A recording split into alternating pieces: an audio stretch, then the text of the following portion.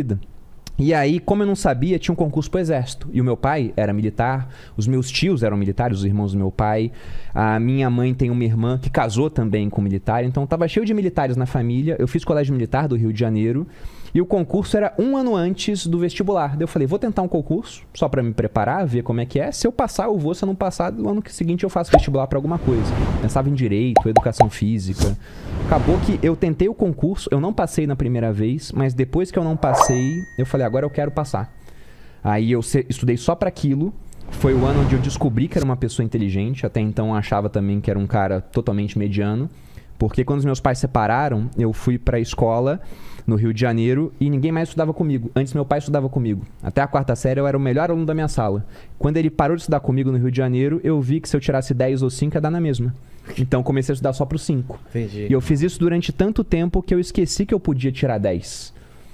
E quando eu fui pro cursinho e me dediquei pra passar no exército, eu comecei a ficar em primeiro nos simulados. E no primeiro simulado que teve, eu fiquei em primeiro já. Era de física e história. Eu fui muito bem em física e gabaritei história. Só que eu achei que era sorte. Nossa, física. E um amigo meu ainda falou que era sorte. Ele viu assim a classificação. Era umas 100 e poucas pessoas. Eu tava em primeiro, eu impressionado. Eu falei, caramba, eu fiquei em primeiro. Ele virou pra mim e falou, caramba, Perini, que sorte. E eu ainda falei assim, pois é. Concordando com ele. Porque eu falei, deve ter sido sorte. Mas eu fiquei em primeiro em vários. Aí passei no exército. Só que o exército eu sempre encarei como algo temporário na minha vida.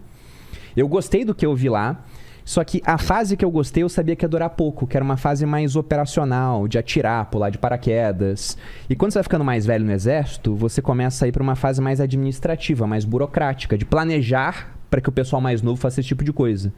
Então eu coloquei uma meta de que, olha, até 30 anos eu tenho que estar fora do exército e eu quero ter R$1 milhão. Essa era a minha meta. Até quantos anos? Até 30, eu tinha 20 na época. Nossa. Aí depois essa meta mudou porque eu descobri um conceito de inflação, que eu não entendia até então. E eu vi que não podia ser um valor definido. Aí eu queria ter um patrimônio que investido pudesse me dar uma renda que fosse suficiente para viver. Uma renda igual do meu salário do exército, por exemplo. Sim, que seria o que hoje em dia? Depende do ano. Hoje em dia eu nem sei, né? Teria que perguntar para alguém que tá lá. Comparativamente seria o quê? Olha, em 2010, quando 2010 eu tava me formando, era 4.500 que eu ganhava. Quando eu tava para ir embora do exército, era uns 9 mil que eu recebia. Então eu queria ter uma renda parecida com aquela. E aí eu comecei a investir para isso. E fui investindo mês após mês. E aí eu encontrei a Malu. E eu falava pra todo mundo que eu queria ter 1 milhão até os 30, né? Simplificava o que eu queria fazer e todo mundo ria da minha cara, né? A Malu não riu da minha cara. Ela falou, nossa, que legal, né? É mesmo? Tipo, E ela assumiu a meta junto. Não, é brincadeira, mas de fato, eu não tinha muita dimensão. Deve dar certo isso daí, vambora. Eram 10 anos pra fazer isso, né? Parece muito tempo, mas sei lá, né? Não, passa, né? 10 anos passam, de toda forma. 10 anos passam. Só que eram 10 anos de um Brasil com juros parecidos com os juros atuais. Era uma taxa de juros assim, de 12%, de 14%. Então, fazendo as contas de juros compostos, se eu poupasse o suficiente e alocasse bem esse dinheiro, tanto em renda fixa quanto em renda variável, ia dar certo. E no meio do caminho surgiu um negócio chamado Bitcoin. E lá atrás, quando surgiu, o Bitcoin surgiu em 2009. A gente esbarrou com o Bitcoin... Foi 2009. A gente esbarrou com o Bitcoin em 2014. Não valia nem R$500 naquela época. Hoje em dia tá valendo... Hoje, depois de cair 50%, vale 160 mil. Por que você acreditou nisso de cara, assim? Eu não acreditei de cara. Não? Eu olhei e achei interessante. Eu falei, nossa, isso aqui é interessante. Mas só vai ser interessante se muita gente acreditar. Porque o valor de uma moeda está na confiança que as pessoas têm naquela moeda. Por que o dólar ele vale muito mais do que várias outras moedas? Porque todo mundo confia no dólar, todo mundo entende que ele tem valor. Vamos pensar até no Afeganistão, que há pouquíssimo tempo, infelizmente, voltou a ser dominado pelo Talibã. O Talibã, quando dominou o Afeganistão, ele começou a quebrar um monte de símbolos cristãos, ele começou a tirar tudo que é símbolo do Ocidente, ele começou a mandar as mulheres se vestirem de burca novamente. Então eles acabaram com tudo que eles não acreditam e implementaram o que eles acreditam. Eles invadiram o sistema bancário e acharam dólares lá dentro. Eles queimaram os dólares porque é um símbolo ocidental? Não. Porque eles entendem que aquilo tem valor. Eles acreditam no dólar, igual a gente acredita. Não, mas a real é que o Bruno não precisou acreditar tanto no Bitcoin. Porque naquela época existiam alguns sistemas que você conseguia ter o Bitcoin sem comprar. Como assim? Você tinha sites que davam de graça. Era como se a pessoa minerasse o Bitcoin. Hoje em dia não é possível mais. Mas é isso. Não era mineração, Não, porque mas- mineração é a maneira como você produz bitcoins. Sim. Mas, por exemplo, Você ganhava se você estivesse lá fazendo algumas coisas dentro do site. o Bitcoin era tão barato que o que acontecia? Tinha sites que criavam uma página com vários anúncios. E quando você entrava no site, eles ganhavam dinheiro, né? Porque você visualizava os anúncios. Sim. E pra te atrair, eles falavam assim: se você entrar no meu site e preencher esse reCAPTCHA pra mostrar que você não era um robô, eu te dou 0,0000001 Bitcoin. Isso era nada, né? Podia ter um outro zero depois. Na época era nada. Só que como o Bitcoin saiu de R$500 para bater uma máxima de 370 mil quase, aquilo que era nada começou a ser bastante dinheiro.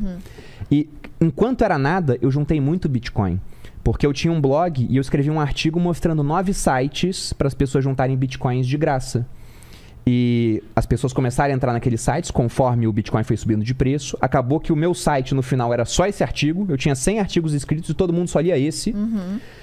E aí, por conta disso, toda vez que alguém entrava no site, o site ainda me pagava uma comissão de referência. Se alguém clicava lá, o site falava, ó, essa pessoa tem 0,00000 alguma coisa e pra você tem 0,0000000 mais um zero alguma coisa. Era quase nada. E assim você juntou quantos bitcoins? Eu juntei 9 bitcoins assim. O quê? 9 Juntando bitcoins. nessa brincadeira aí. E aí que entra a minha história. Por quê? Porque esse site do Bruno, quem criou fui eu. O Bruno sempre foi afim de empreender na internet. Ele queria empreender alguma coisa. Ele sabia que a forma de ganhar dinheiro, mais dinheiro, era empreendendo. E se a gente ganhasse mais dinheiro, a gente ia poder investir mais. Então, ele queria empreender de alguma forma. E aí, ele falou, putz, vou ter alguma coisa na internet. E ter um blog, naquela época, a gente tinha o AdSense lá, que pagava pouca coisa, mas já era alguma coisa. Uma renda passiva, quase, né? Você escrevia um artigo uma vez por mês, o pessoal ficava acessando. Sim, e aí eu criei esse site, comprei um curso, criei um site, né? Botei lá os códigos, nem eu sei como que eu criei, mas eu criei. E aí, logo depois, o Bruno ficava escrevendo pro site, aí o Bruno falou, putz, você gosta de alimentação saudável, você tá nessa vibe, eu tava nessa vibe de estudar, escreve sobre isso. E aí eu criei um site pra mim e comecei a escrever sobre isso também. Teve até um ponto antes disso, porque a gente queria empreender, a Malu criou o site pra mim. Só que o site não dava dinheiro. Ele tava me dando um monte de bitcoins que não valiam nada. E além disso, dava uns R$1.000 por mês. Então, a minha cabeça, quando a Malu chegou e falou, poxa, eu não quero continuar na ciência política, eu vou completar a faculdade, mas só pra ter o diploma, porque eu vi que eu não quero trabalhar com isso. Eu falei, vamos abrir uma franquia então. A gente foi atrás de franquia pra abrir. Só que, cara, pra fritar um hambúrguer era R$1 milhão. Pra vender um cachorro-quente é 500 mil. Naquela época.